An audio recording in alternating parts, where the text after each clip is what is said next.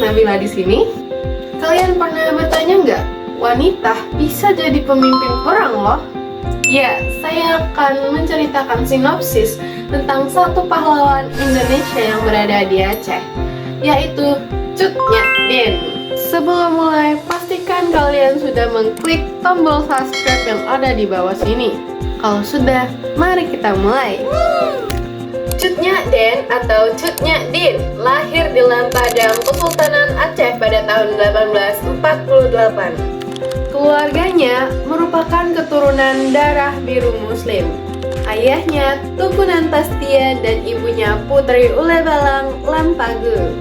Pada usia 12 tahun, ia sudah dinikahkan oleh orang tuanya pada tahun 1862 dengan seorang keturunan bangsawan yang bernama Tuku C. Ibrahim Lamnga, dan mereka memiliki satu anak laki-laki. Pada 26 Maret 1873, Belanda menyatakan perang kepada Aceh dan melepaskan tembakan meriam.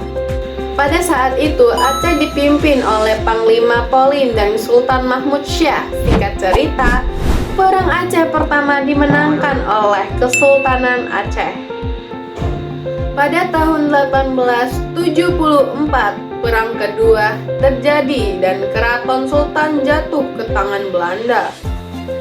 Cut Nyak Dien bersama bayinya dievakuasi ke tempat yang lebih aman, sedangkan suaminya berperang melawan Belanda untuk merebut wilayah Nam Kim.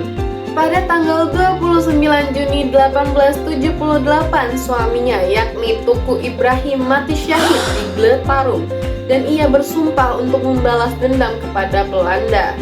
Tak berselang lama, Cut Nyak Dien dilamar oleh Tuku Umar, pahlawan Aceh, namun Cut Nyak Dien menolaknya. Tidak menyerah begitu saja, pada tahun 1880, Cut Nyak Dien dilamar kembali oleh Tuku Umar dan dinikahinya dengan syarat Cut Nyak Dien tetap boleh ikut berperang melawan Belanda. Mereka pun dikaruniai anak bernama Cut Gambang. Cut Nyak Dien bersama suaminya bertempur melawan Belanda. Namun, pada 30 September 1893, suami dan 250 pasukannya menyerah kepada Belanda.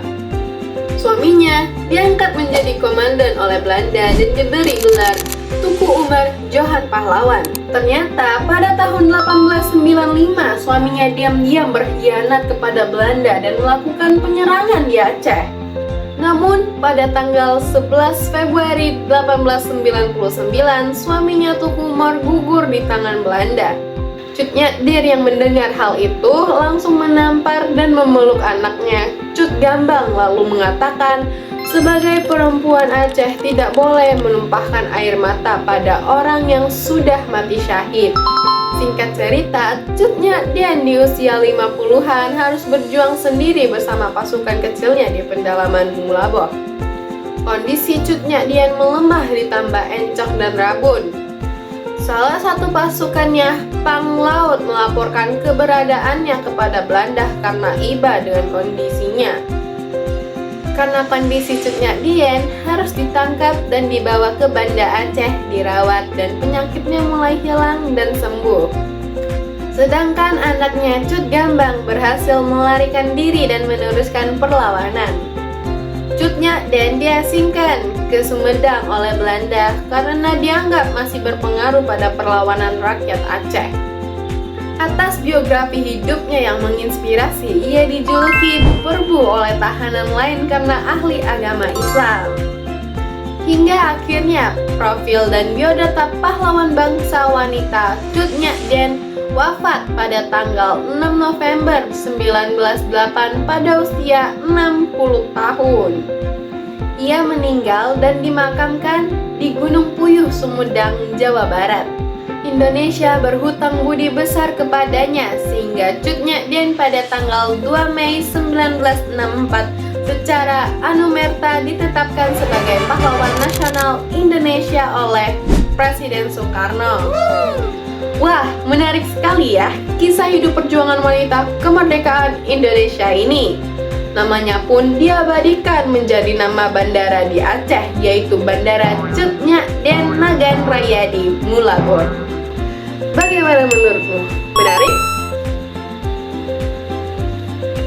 Alhamdulillah.